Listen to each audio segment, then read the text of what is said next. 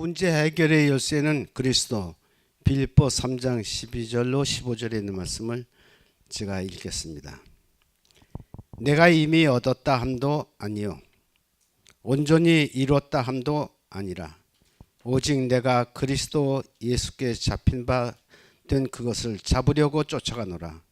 형제들아, 나는 내가 잡은 줄로 여기지 아니하고 오직 한 일, 즉 뒤에 있는 것을 잊어버리고 앞에 있는 것을 잡으려고 표대를 향하여 그리스도 예수 안에서 하나님이 위해서 부르신 부름의 상을 위하여 쫓아가노라. 그러므로 누구든지 우리 온전히 이룬 자들은 이렇게 생각할지니 만일 무슨 일이 너희가 달리 생각하면 하나님이 이것도 너희에게 나타내시리라. 오직 우리가 어디까지 이르렀는지 그대로 행할 것이라. 사실은 우리가 성경 공부를 하고 이렇게 모든 것을 하는 것은 영혼들을 구원하는데 더 효과적으로 하기 위해서 그렇게 하거든요. 재산을 모으기나 명예나 권력을 위해서 하는 것이 아니라 온전히 참 그리스도와 더불어 그 사람을 얻는 일에 얼마나 참 우리가 진력할 수 있는가 그 생각하면서 열심히 이 험악한 세상에서 살아가는 것 아니겠습니까? 근데 부족을 느끼지만 그러고 낙심하지 말고 다시 또 말씀으로 기도로 자기를 일깨워서 우리가 승리하는 사람이 되도록 해야 되겠죠. 내 전기 2권을 표대를 향하여 이렇게 썼습니다. 근데 제가 그 30년도 못 돼서 그 전기를 썼는데 만일라 선교사 시절 썼는데 그때 쓰지 않았으면 아마 못 썼을 것 같아요. 그 쓰길 참 잘했다 생각이 드는데 누구든지 목표가 있지 않습니까? 근데 세속적인 목표를 가지고 살면 그건 안 되겠습니다. 세속적인 교회 안에서도 그래요. 교회 밖에서 세속적인 목표를 가지고 살면 사람이 노년에 너무 허망해질 것 같아요. 내가 노년에 이제 세계 선교를 위해서 계획을 세우고 했는데 지금 생각하면 이제 15년 됐거든요. 참 잘했다 생각해요. 돈 많이 썼죠. 그러나 참 다른 것보다도 참 잘했다 생각이 듭니다. 그러니까 사람에게 보이려고 생각하냐. 내가 이거 하면 사람들이 어떻게 생각할까 그 생각하면 안 됩니다.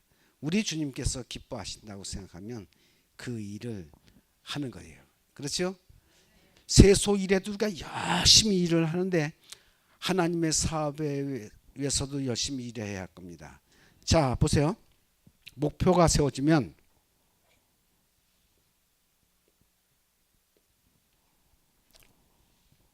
목표 무슨 목표를 세우냐에 따라서 참 틀립니다. 목표가 있으면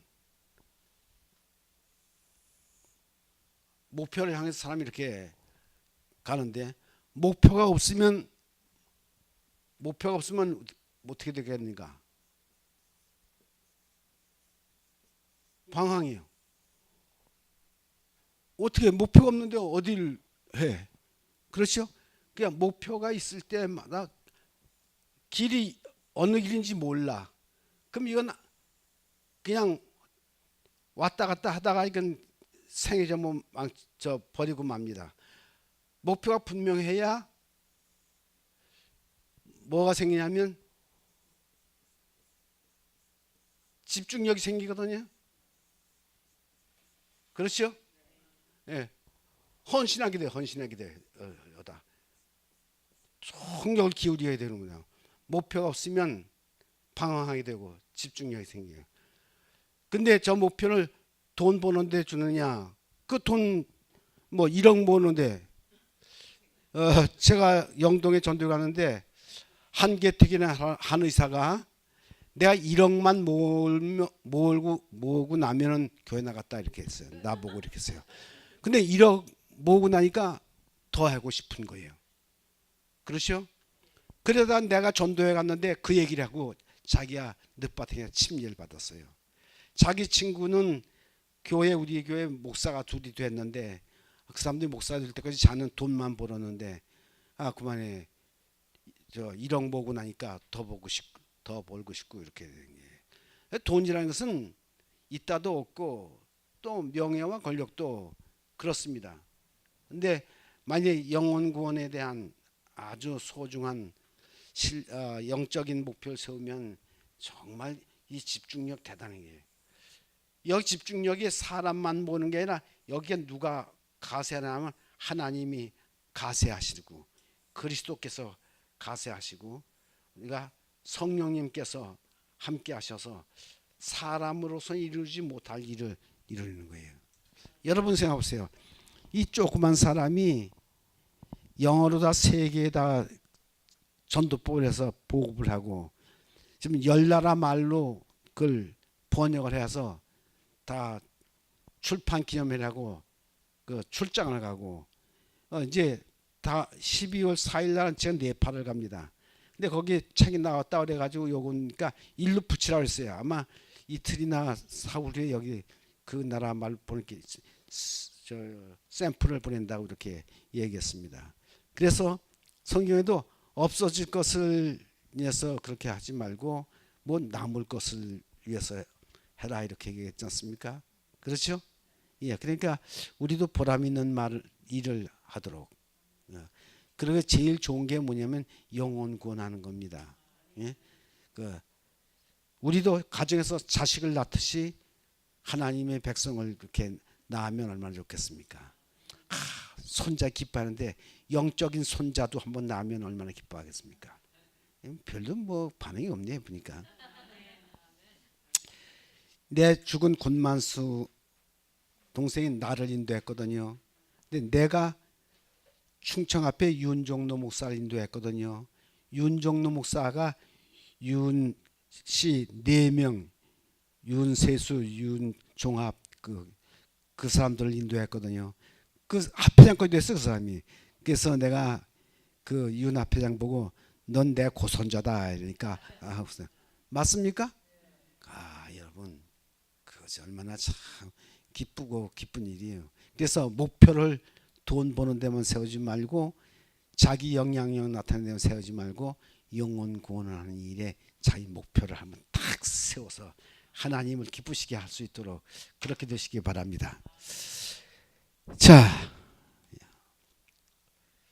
그래서 안 돼도 또 하고 여기 세속적인 인간의 수명은 70, 80이요. 근데 뭐 100년 산다 해로 거기 하나님 보시기에는 그게 영원한 시간 가운데 70년이나 100년이나 그건 별 차가 없는 거예요. 그렇죠? 그 다음에 정치적 생명은 10년이라 그랬어요. 재벌의 수명은 30년이라고 이렇게 얘기했습니다. 뭐 한물 11홍이라는 말도 있지 않습니까? 이 모든 것은 아주 수명이 짧다는 거 생각할 수가 있어요. 근데 요즘 사람들은 뭘 생각하냐면 지구에서 이제 달나라로 화성으로 목성으로 또 우주 정거장을 이번 소련에서 했지 않습니까? 그거 해가지고 뭐해? 거기서 한 달 머물다 오면 그 다음에 거기서 농사 지을 수도 없고 뭐 아무것도 할 수 없는데 그건 뭐해? 그렇죠? 화성 가면 뭐 하느냐 얘예요. 응? 왜 돈을 거기다 쓰느냐 얘예요. 그렇죠? 내가 만일에 정치하는 대통령한테 물으면 한번 그래봐야 돼. 거기 가면 뭐가 유익이 있습니까? 그렇죠? 아무 유익이 없잖아요. 우리 인간 때. 그건 우리는 그리스도인들은 거기 가거나 달나라 갔다 가거나 안 거나 그런 상관없어요. 우리하고는. 우리는 지구상에 있는 사람들을 구원하는 일에 총력을 기울일 뿐이지. 그러니까 모순된 추구요. 그 사람이 그 나라가 그 단체가 어떤 걸 참 추구했는데 모순된 추구요. 그거 한다고 우리가 영생할 수 있는 길이 열리냐면 그렇지 않다고요. 그렇죠? 우리는 오로지 예수님께서 가르쳐 주신 대로 그런 추구를 해야 돼요. 온 세상이 방황할 때니까요. 그런 과하게만 한 게 아니라 오늘이 무슨 시대인가? 젊은이들에게 그 책을 보니까 삼포 시대예요. 무슨 말인지 아세요? 예, 결혼 포기, 자녀 포기, 직장 포기, 삼포예요. 근데 삼포 시대가 이제 지나서 칠포 시대가 또 왔다고. 예, 그거는 자기 자신을 포기하는 시대입니다. 그렇죠? 응? 직장 때문에 결혼하지 않고 아기 낳는 거 포기하고. 아니 그러면 늙어서 어떻게 할 거예요? 늙어서 어떻게 할 거예요? 돌이킬 수가 없는데, 하나님께서 하시는 말은 자녀를 낳고 기르면서 하나님이 우리를 사랑하는 것 같이 우리가 그 자녀를 사랑해서 하나님의 사랑을 깨닫게 하는 것이 큰 의미인데, 하나님의 뜻에 역행해가지고 덕보는 일은 세상에 하나도 없습니다. 그렇죠? 늦게라도 해야 되겠죠. 늦게라도 우리가 돌이켜서 하나님의 뜻을 쫓아가야 하겠죠. 이 포기한 시대, 여러분, 시골 생활이 억지로 하는 사람은 재미가 없지만 즐겨서 하는 사람은 기가 막히게 좋은 겁니다. 예, 세상 사람에게는 하늘나라가 별로 뭐 마음에 안 들지만 우리 믿는 사람에게는 하늘나라가 기가 막힌 거예요. 그 기가 막힌 나라 아닙니까? 그렇죠? 여러분, 우리가 자다듣기라면 얼마나 참 좋은 선택을 했는지 알 수가 있습니다. 3포 시대, 7포 시대 우리하고 관계없어요. 그래서 세상에 그렇게 선택을 잘못했기 때문에 우리나라 그저 반세기 동안에 세계 인류 국가를 갖다 앞지르게 딱 갔어요. 우리나라 행복합니까? 내가 생각하면 우리나라 큰일이요. 옛날에 보릿고개 맞지도 못해. 보릿고개 때 우리 신앙은 대단했습니다. 교회 가면 어른들 보고 자기보다 나이가 많으면 언니, 오빠하고 형님, 누나하고 이렇게 지냈었어요, 교회에. 여러분 그거 잘 모르실 거예요. 저 교회 처음 나갔어요. 그랬어요. 그러니까 뭐 다 가족 것도 썼어요. 자, 이렇게 우리가 선택을 잘못했는데 어떻게 됐느냐? 술 소비가 세계 소주 소비가 2위요. 야, 손톱반 나라에서 술도 많이 먹네. 술독에 빠졌어. 어떻게 되겠습니까? 술은 뇌를 마비시키는데 우리 한국 사람 이제 경제력 가지고 딴 거 하지 않고 술 사 먹으니만 이게 어떻게 되겠어? 술 소비가 2위요. 그 다음에 도덕의 부패, 이거는 러브 호텔로 치면 세계 1위요. 그 러브 호텔이랑 뭔가 그랬어요. 근데 그 앞에 그 간판을 가려놓고 저 차 간판을 가려놓고 전부 뭘 착각을 했어요. 무슨 밤에 해야 할 일을 집에서 해야 할 일을 어디 와서 그따위 해가지고 아름다운 강산에 러브 호텔을 지어놓고 다 배려놓는 거예요. 그런 거. 이건 한국만. 그 다음에 도박이 극성을 합니다. 마약이 그저 모든 계층에 스며들고 있는 것을 우리가 볼 수 있어요. 선진국 병이 일찌감치 우리에게 들어온 거예요. 그러면 이 병을 술 먹고 타락하고 그 다음에 뭐요? 간통죄가 설립잖아. 자기 마누라가 자기 남편이 여간 남자와 여자하고 해도 괜찮아. 다만 뭐예요? 이혼은 할 수 있어요. 그러나 왜 그렇게 하느냐고. 그것도 자유예요. 무슨 놈의 법이 있다고 법이 있는지. 하나님의 법에 어긋나는 것은 그 법도 아닌 겁니다. 그렇습니까? 하나님의 법이 어디 그래요?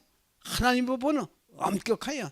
내 이웃의 아내나 뭐 이렇게 좀 또 간음하는 사람 죽이라고 그랬어요.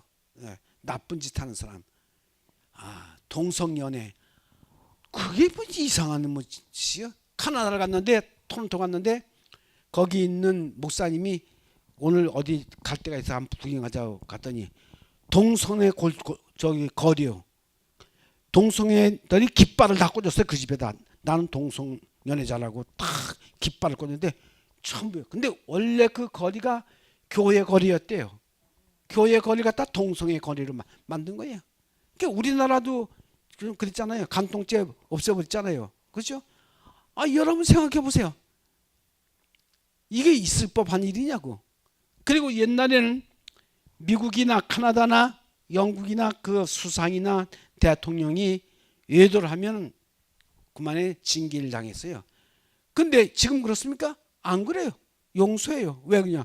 저 국민들이 다 그 짓을 하고 있으니까 대통령도 용서한다고 해요. 그 말이 쓰레기통이지 이게 뭐가 되겠어요. 이게 법도에 확실한 금을 긋지 아니하는 이 단체 망한다고요. 망하는 거예요. 세상이 이래서 망하는 거예요.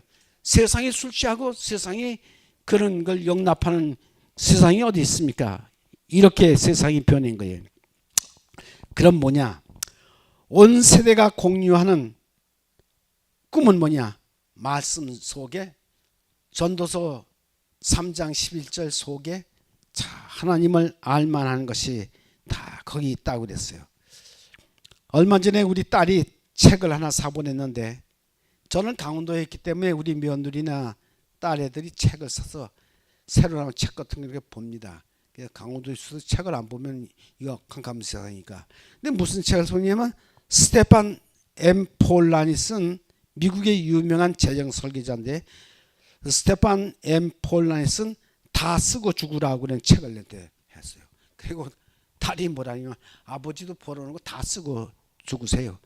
그러니까 저들 줄 생각 말라 이 말이지. 다 쓰고 죽으세요. 그랬어요. 누가 죽이나 준댔나? 다 쓰고 죽으라고 그래.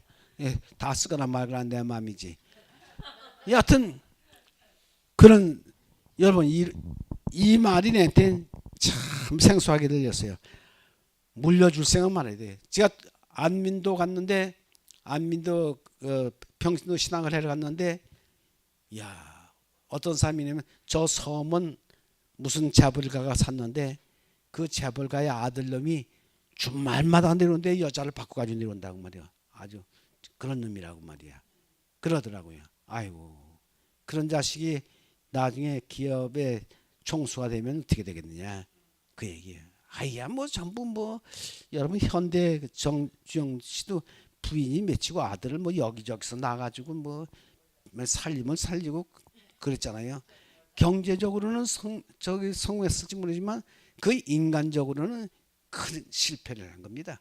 그 돈이 없으면 그 짓 하겠어요? 돈이 있으니까 그 짓 하죠.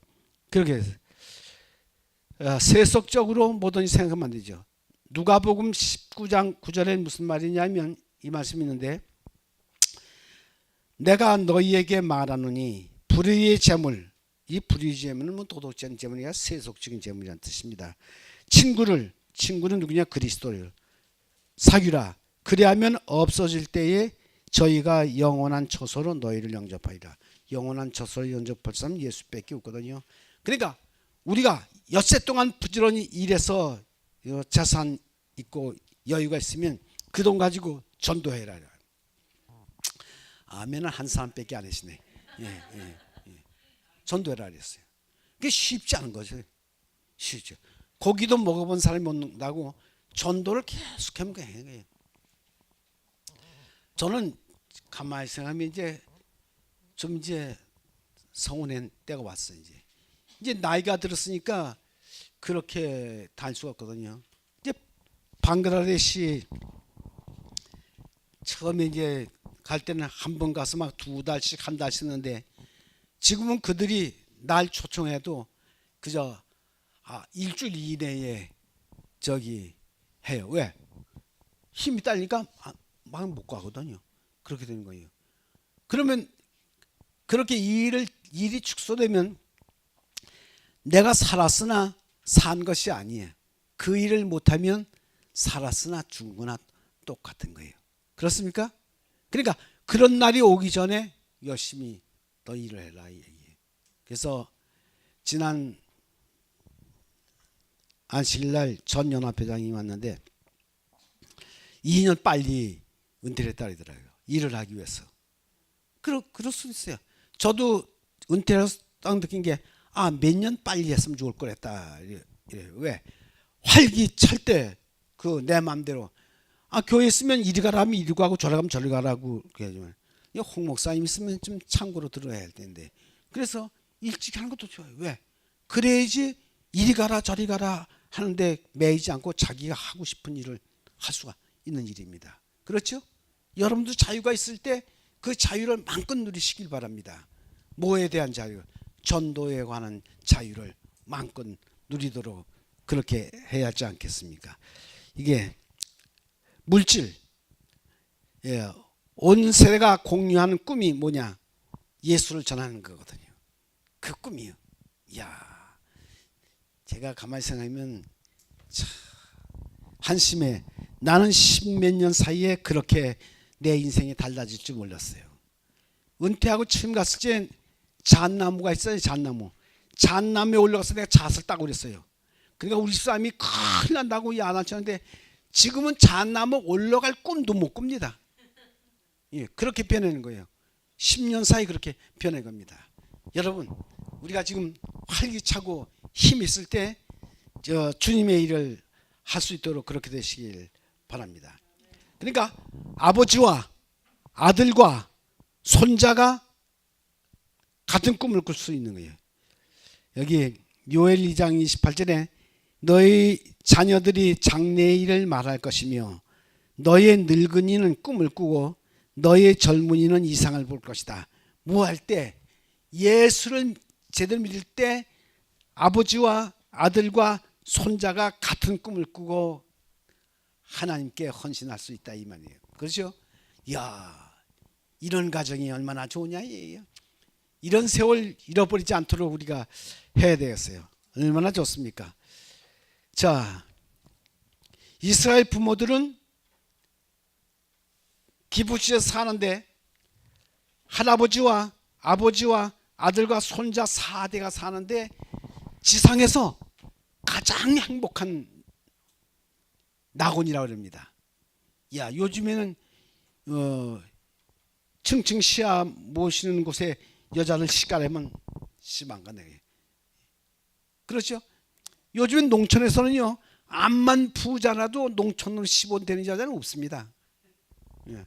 아, 그 부자 뭐 땅 파먹고 살겠냐? 그걸 왜 가느냐? 얘 안 가겠냐? 얘. 야, 그럼 어떤 데 가겠느냐? 그저 편하게 사는 사람이, 아주 안락하게 사는 사람. 거긴 아주 제일 좋은 곳 하나 있습니다. 어디냐면 땅속 슥자 밑에 들어가면 바람도 안 불고 아주 좋습니다. 일하는 데 대한 기쁨과 소망이 있는 것이지 아무것도 안 하는 데 대해서 소망이 있습니까? 그렇죠? 이야, 그 생각이 바뀌면 안 돼요. 생각이 바뀌어야지 하늘나라 갑니다. 땅에 있는 생각하면 땅에 영원히 머무릅니다. 땅에 뭐 여러 가지 늘어놓고 있으면 거기에 정신이 뺏겨가지고 어떻게 하늘나라 된 생각을 하겠습니까? 끊어버려야지. 그것은 언제까지 있느냐면 내가 살 동안만 있는 거예요. 근데 잠언 27장 1절에는 내일을 알지 못하느니 하루 동안에 무슨 일이 일어날지 네가 알지 못하니라 했어요. 그렇죠? 우리가 하나님에 관한 그것 위에 세속적인 것은 전도서 뭐 있어요?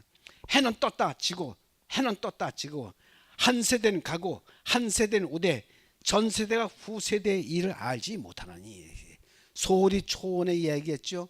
공중에 부서진 이름이여 헤어진 이름이여 불러도 대답 없는 이름이여. 그렇지. 뭐 소용 있겠어요? 아무 소용 없잖아요. 그게 아주 오랜 옛날 얘기 아니에요. 제가 이제 81 이제 곧 82이 되니까 내가 100살까지 산다 할 때도 18년. 거기다 망령을 부리기 시작하면 그거는 큰일이야. 우리 아들 말따나 단 망령을 부리지 않는 조건 하에 이렇게 했어요. 근데 내가 웃어요. 야, 이놈아 그때 필요하지 망령을 부릴 네가 왜 필요해? 이렇게 하고 말았습니다. 그렇죠? 그러니까 우리 주님의 이름을 부르고 주님의 일을 하는 것을 우리가 가장 기쁘고 소망찬 일로, 그건 하늘에 대한 예비 꿈입니다. 그것이 그걸 해야지 우리가 뭘 해야 되겠어요? 더군다나 내가 전도를 해가지고 내가 인도하는 사람하고 같이 있으면 여러분 자식 낳은 것만큼이나 기쁘지 않겠습니까? 전도한 사람은 교회 와가지고요, 목사 왔나 장로 왔나 살필 사람 없어요. 자기가 인도한 사람 겹석이나 아니고 다 왔나 하고 다 살핍니다. 그죠?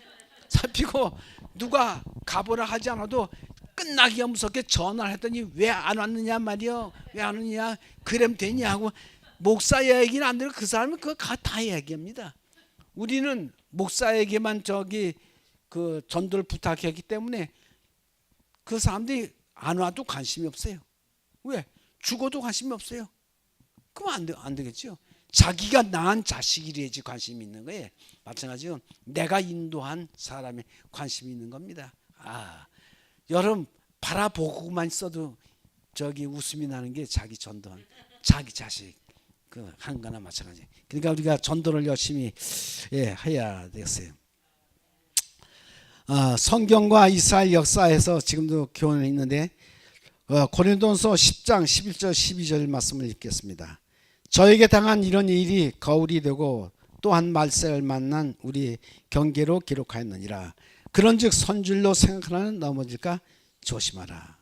성경의 참 위대한 꿈은 할아버지와 아버지와 손자 참 같은 하늘나라에 대한 꿈을 꾸는 우리의 진정한 고향은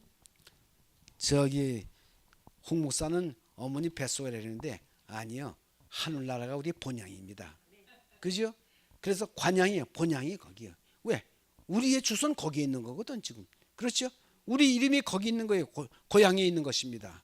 그래서 히브리 11장 이걸 잘 읽어보세요. 난 성경을 읽을 때만큼 마음이 편안하고 기쁠 때가 없어요. 그래서 제일 좋은 시간 또 쪼각이 나는 시간은 성경을 봅니다. 성경에서 내가 성경 한 350번을 읽었어요. 그리고도 지금도 가만히 생각하면 이게 나이가 들어서 자꾸만 성경은 눈이 나빠져.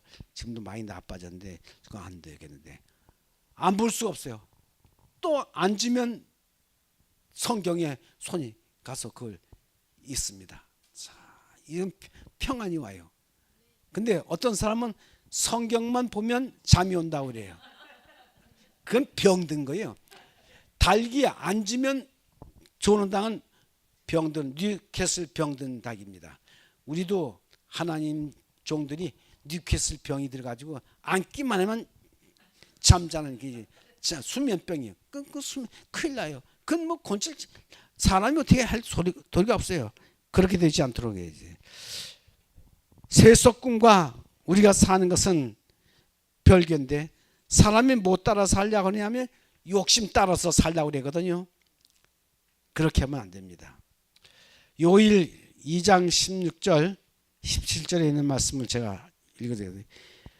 욕심 이는 세상에 있는 모든 것이 육신의 정욕과 안목의 정욕과 이 생의 자랑이라. 다 아버지께로 쫓아오는 것이 아니요 세상으로 쫓아오는 것이라. 이 세상도 그 정욕도 지나가되 오직 하나님이 뜻을 행하는 이는 영원히 거하니라. 덴마크의 유명한 철학자 키엘키골 자기 아들이 있을 때 이 사람이 그 부모가 머리가 그래서 기도를 했던 게 우리 이 아들 그리스도 하나님 앞에 있게 해달라고 그렇게 기도를 했다는 겁니다. 그래서 그 사람이 유명한 사람이 되었어요. 죽음에 이르는 병을 썼지 않습니까? 참 젊은이들에게 이 책을 안 읽은 사람은 별로 없어요. 이 책을 전부 읽었어요. 그래서 이스라엘 백성에게는 이사야와 예레미야서를 읽고 이 덴마크의 사람인 키엘키고를 읽고 또 파스칼 그런 걸 읽고 자라난다고 했어요. 그러면 우리 한국 청소년은 뭘 보고 자라나느냐? 내가 보면 참 한심해요. 무슨 배우들 이름을 그렇게 잘 알고 그냥 그 배우 생일까지 알고 고향까지 알고 다 알고 뭐가 그래 좋은지 나타나기만 하면 gerne.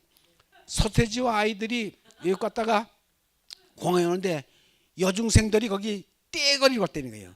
떼거리고 가가지고 막 없어요. 흥분하고 막 그러면서 속 옷까지 빤스까지 벗어가지고 집어 던지고 그게 하나 쳤어요. 신문이 났잖아요. 미쳤나 저기 그 짓을 하고 있고. 여러분 이게 광란의 춤이 광란의 춤이에요. 내 공항에서 오면서 이렇게 기다리게 TV 보는데 1시간 원래 11시 도착했거든요. 근데 몇 시간 내내 남자들 춤을 추는데 그냥 벨짓 모션을 벨짓 아야 그냥 뭐 이름 많아 쓰는 게 저 사람 노래를 하는데 그냥 따다다다다다다다다 저걸 노래라고 하고 있는 거 아니에요. 요즘 젊은이들 그걸 통해는 거예요. 나보고 참 옛날 노인 왔다 그러지만 그게 우리에게 무슨 기쁨을 주고 우리에게 무슨 소망을 주고 우리에게 뭘 꿈을 주느냐 이 얘기예요. 그건 우리를 망치는 일이에요. 그놈의 동작이 뭐 꿈을 통해서 이렇게 하고 이렇게 하고 뭐 어떻게 해서 그래 했다고 해서 그게 뭐 더 좋아지는 것도 아니고 그렇지 않습니까? 그러면 요즘 젊은이들이 그럴 거예요. 아이고 목사님 참 옛날 사람이네. 예. 우리 예수님은 나보다도 훨씬 옛날 사람입니다. 그렇죠? 구약에 있는 그 선지자들도 훨씬 옛날 얘기예요. 옛날이 없이 지금이 있을 수가 있습니까? 오늘 우리가 그런 세상에 살아가고 있습니다. 부자의 결속, 부자 아버지와 아들이 그 성경은 그걸 갖다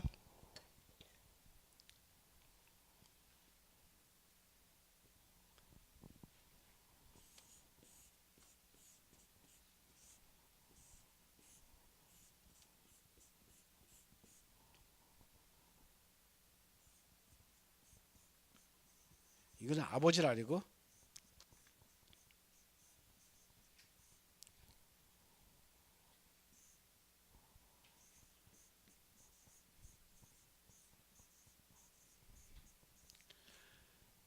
아부배는 이건 돌이란 데 돌 합성어거든 이거하고 근데 이거는 아버지와 아들의 합성어가 돌이요.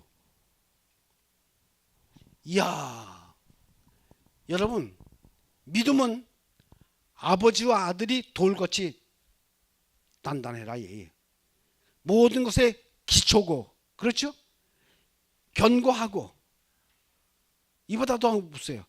그렇게 믿음으로 아부벤 제단을 쌓는데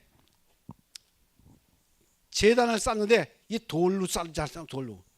돌로 쌓는데 여기서 아버지와 아들과 손자와 또 고손자 이 돌이 연거푸서 이렇게 쌓으니까 여기 재물이 있거든요. 믿음은 아부벤이 되어 있나 돌같이 단단하고 견고하고 아주 뭐랄까요 다시 기초를 잘 쌓이 고층 건물 짓듯이 아부벤한다 이게 참 좋습니까? 그래서 성공한 사람은 아부벤하는 사람이야. 아버지의 아들 손자 아브라함이 어떻게 돼요? 대를 이어서 이렇게 아부벤이 되었기 때문에 믿음의 주성이 됐지 한 층이라도 끊어지면 계약은 무효가 되는 거예요. 그 가문에서 예수가 태어날 수가 없는 겁니다. 그렇죠? 그러니까 이 면면이 흐르는 이것이 참 중요한 것이에요. 1914년 12월 9일 에디슨 연구소가 불탔어요. 2001년 2월 저희 처하고 거기 에디슨 연구소에 갔거든요. 가서 그 얘기를 잘 들었어요.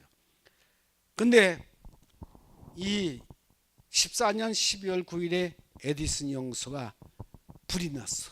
근데 그게 200만 불 그때 돈으로 200만 불 치는 거예요. 야 이건 뭐 굉장한 거지. 그래서 그 불이 나서 타는데 아버지가 쫓아나왔어요. 아들도 쫓아나왔어요. 분이 자기 평생의 분신 같은 게 불이 타고 있는 거예요. 근데 아버지가 그 에디슨의 손을 잡고 뭐라고 얘기했느냐 하면 야 아까운 거 타고 뭐 그 얘기 안 해. 그 얘기는 아니고 누구를 생각하냐면 이 아들의 신앙을 갖다 북돋을 생각을 하고 손을 잡고 얘야 저 연구소가 말이야 너무 낡고 낡아서 다시 지어야 되겠다 생각하는데 하나님이 깨끗이 청소를 해주는구나. 그러면서 아들의 손을 꼭 잡았어요. 그 아들은 어떻게 했습니까? 자기 아버지 심정을 모르겠어요? 야 우리 아버지가 이 정황에 내게 저 얘기를 해주는구나. 야 그 아부 베네치 손 잡고 그 태우면서도 태우는 그 값어치보다도 더 큰 교훈을 아들에게 준 거예요. 그렇죠? 우리도 자식을 남물해가지고 교인 만들 수는 없습니다. 자식을 참 위해서 기도하고 그렇게 해야지. 우린 입만 열면 교훈과 책망과 디모데후 3장 16절에 있는 말씀같이 그렇게 하고 또 자문에 있는 것이 매를 아끼면 초다를 아끼면 아닙니다. 애 잡으려고 대들고 그러지. 우리가 성경에 사랑이라는 그 말을 갖다 잘 활용하지 못하는 거예요. 그렇죠? 야, 여러분 그래서 이 부모가 야, 얼마나 지금 대단한 거예요. 결석을 갖다 200만 불 불태우면서도 200만 불보다도 더 많은 효과를 거두는 그런 일을 한 것을 우리가 볼 수 있습니다.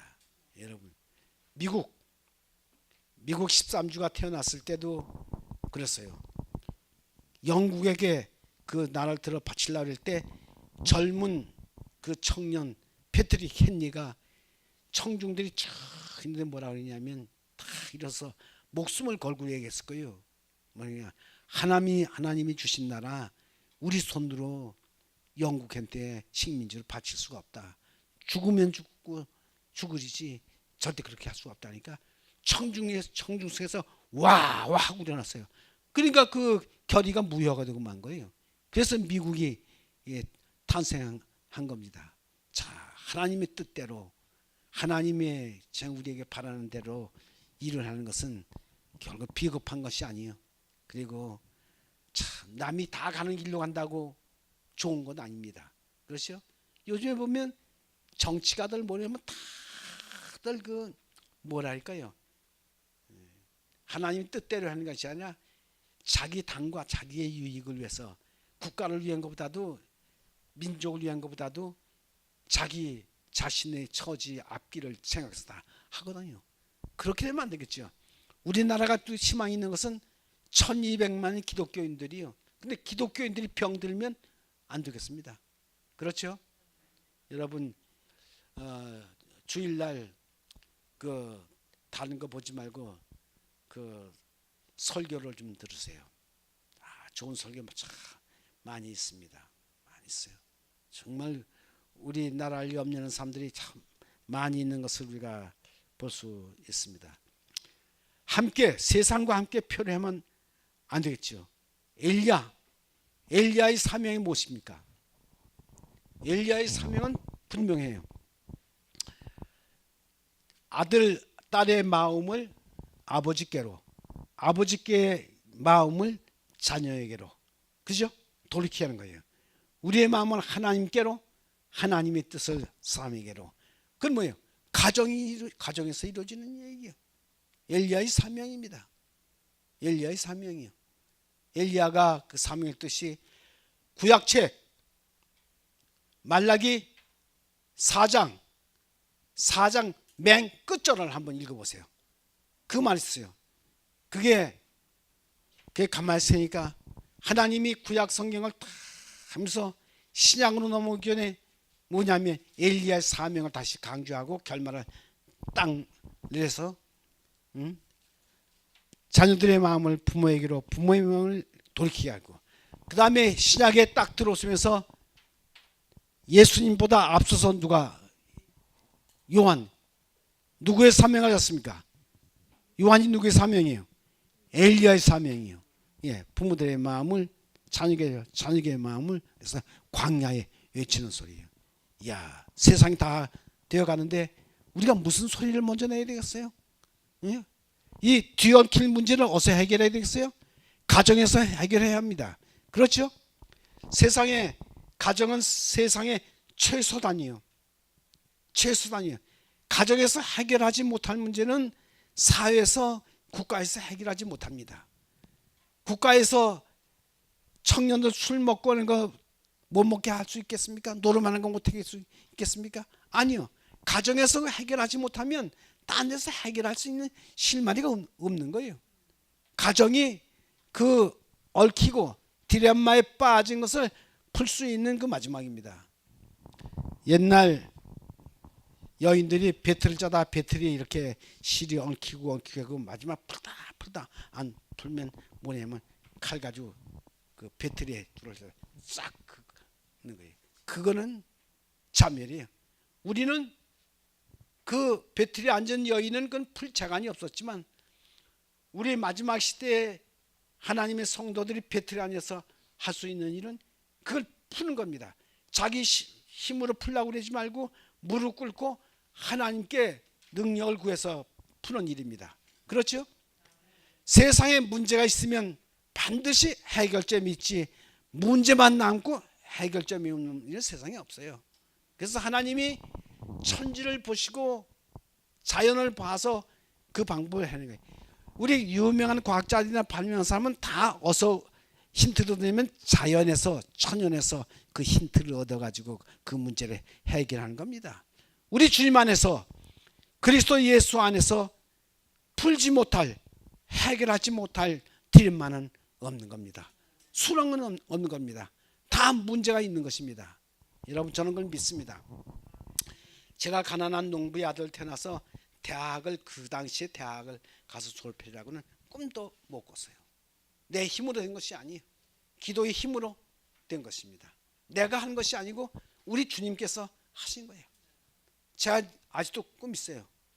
다시 이 번역을 해가지고 이제 제가 이 세상 온 천지에다가 이 전도법을 대한민국의 구역반을 갖다가 수출을 하는 겁니다. 지금 10나라에 수출을 했어요. 10나라 수출하고 이 녹음해서 보니까 각 나라에서 반응이 오기 시작해요. 근데 제가 몸이 하나이기 때문에 늙었기 때문에 다 가서 할 수는 없어요. 하나님께서 하시는 일이에요. 하다 보면 하나님께서 하는 일이에요. 그래 우리 아들이 내가 뜬금없이 있는데 아버지 이제 아버지의 목소리를 남겨야 할 테니까 이게 녹음을 해야 되겠습니다. 그래? 그 뭐 저는 몰라요. 설교만 합니다. 일은 다 알아서 아마 할 거예요. 우리 주님께서 하실 거예요. 왜 그러냐?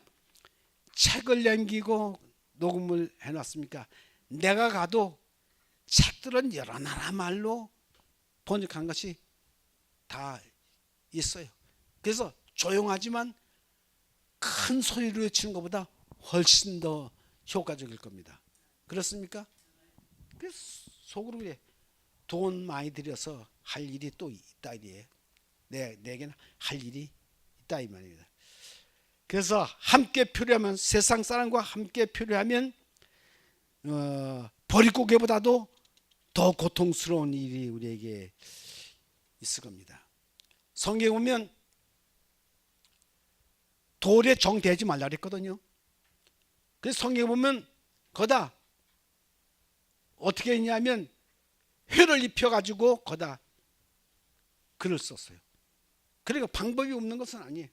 하나님께서 그렇게 하시는 것을 우리가 볼 수 있습니다. 돌에다가 견고하게 하는 거예요. 이제 내가 이야기 하나 하고 마치겠습니다. 2차 대전 때 일인데 야스포스 철학자 야스포스에 대한 이야기예요. 야스포스가 유명한 철학자인데 그 부인이 유대인입니다. 쫓기겠어요? 안 쫓기겠어요? 쫓기죠. 아들 딸이 있는데 먹을 것이 없어요. 근데 이 철학자 야스포스는 뭐에 걸리냐면 폐병 삼기입니다. 피를 토하는 거예요. 이야, 부인은 쫓기지, 아이들은 밥 달라고 그러지, 자기 몸은 병들어서 죽게 됐지. 생전 기도라는 건 안 해봤는데 야스퍼스가 마지막에 마음을 정리하고 주님께 기도를 했어. 하나님께 기도를 했어. 기도를 해도 응답하지 않는 것 같고, 참 일주일이 딱 지났는데 뭐가 됐냐면 2차 대전 전쟁이 끝나는 거예요. 끝나더니 약품이 실어오고 구호품이 실어오고 자기 부인이 쫓기지도 않아도 되고 한계 상황이라고 했던 그것이 얽히고 설킨 이 수렁이 한꺼번에 해결했어요. 무엇을 통해서요? 기도를 통해서요. 그러니 그 사람이 유명한 단어를 만들어냈어요. 한계 상황이 자기 경험을 해서 그렇게 했습니다. 여러분, 우리에게 당한 한계 상황이 무엇입니까? 풀지 못하는 것이 무엇입니까? 질병이 있습니까? 고질적인 문제가 있습니까?